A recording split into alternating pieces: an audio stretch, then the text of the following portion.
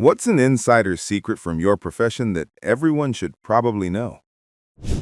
In banking, don't be afraid to explicitly ask for a fee refund.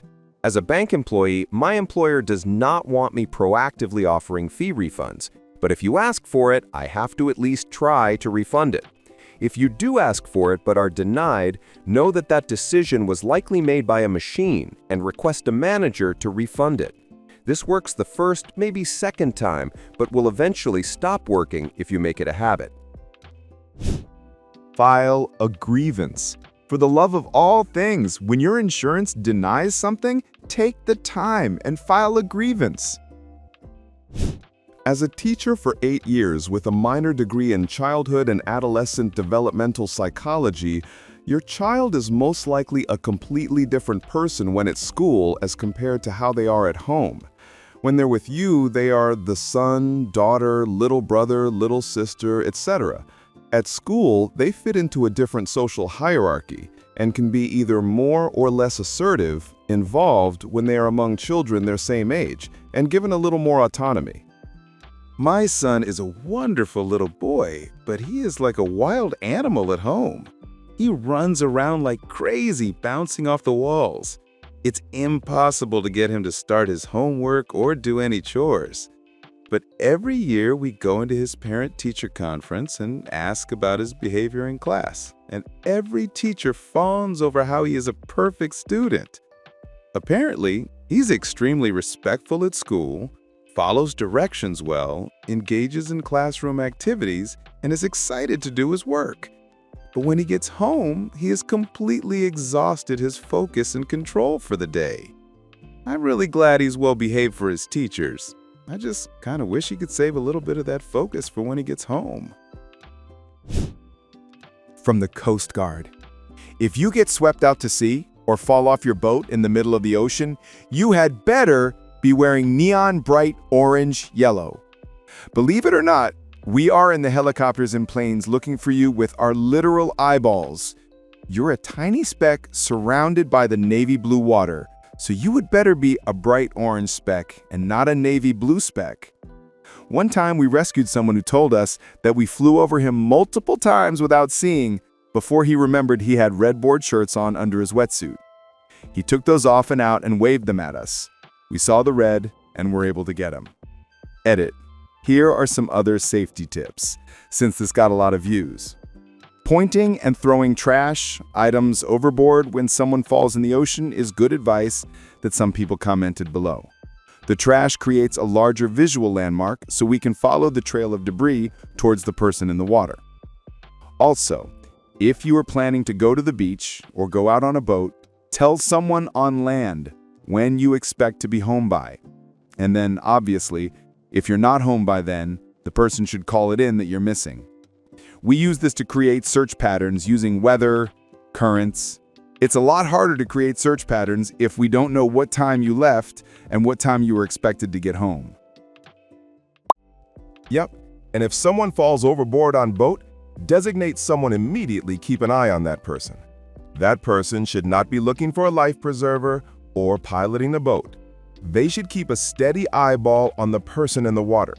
Have someone else do the other tasks, or you'll steer the boat 100 yards in the wrong direction and the man overboard is slipping further and further away from your position. Assisted living and other care facilities are owned by property investment companies. If they do not specify nursing or medical rehabilitation, they do not consider themselves medical facilities and will not have medically trained staff on site 24/7. If they aren't specifically a medical facility, they are not as well regulated and can staff at their discretion because there is no set minimum staffing requirements for investment properties in most states in the USA. There may be a nurse or two present during day shift and on call for other shifts, but they will be severely underpaid, so they are more likely to be nurses who can't get hired elsewhere for good reason. This means your grandparents may have 2 staff members taking care of 4 dozen people at night, and neither of them are CPR or first aid trained, and they are supposed to be catching up on laundry, cleaning, and dispensing medications with a total of 6 days of training, as well as responding to every call light from bathroom assistance to falls with head injuries. Adult Protective Services dismiss most complaints because they can't justify shutting down facilities that deserve it when the residents have nowhere safer to go. Employees get thrown under the bus when things go wrong, and the facilities face little to no consequences for chronic understaffing, undertraining, and ignoring persistent problems. Expert craftsmen still make mistakes. They're just way better at hiding them. Caulk and paint make you the carpenter you ain't. Librarians love giving you free stuff, and you can often borrow way more kinds of things than you think. If you're polite and the desk isn't slammed, you can ask us damn near anything. Even if we can't find an answer, we'll at the very least point you toward someone more likely to get you one. What we can do directly depends on the library, public or not, how well funded, specialized, etc., but we can get creative. Also, interlibrary loans. If your library doesn't have a specific book, we can usually get it from another library at little to no cost to the patron. Or worldcat.org will tell you which libraries have what if you want to go get it yourself. So I'm a medic. I don't personally care if you took drugs to have a good time. As long as you were safe while doing so, then that's fantastic. I just want to know the amount and what kind. This is so if something goes sideways, then I can try to fix it. I tell my teenager all the time, tell the cops nothing. Tell the paramedics everything. Projects don't fall behind because of tools or materials.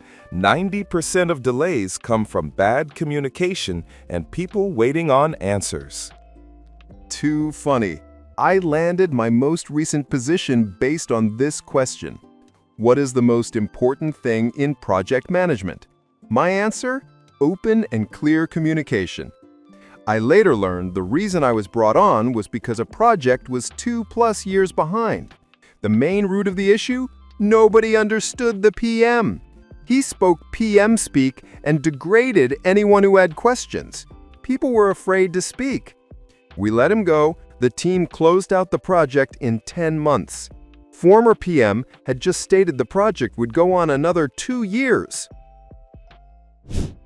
New clean clothing is handled by people who come to work sick because they need the money, and sometimes don't wash their hands after they use the restroom. We don't wash it before it ships. Wash new clothing before you wear it. Please, for the love of anything, if you find a USB laying around at the office, street, coffee shop, anywhere, do not plug it into anything. Let your curiosity prevail somewhere else.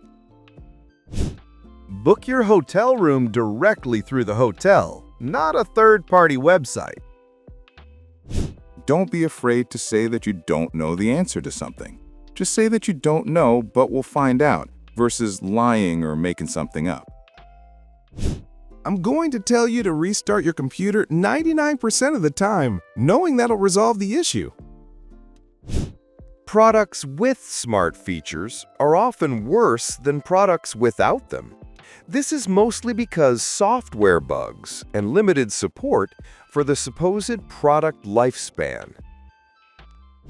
If you are annoying enough, you can get your way. This shouldn't work, but it does. Squeaky wheel gets the grease.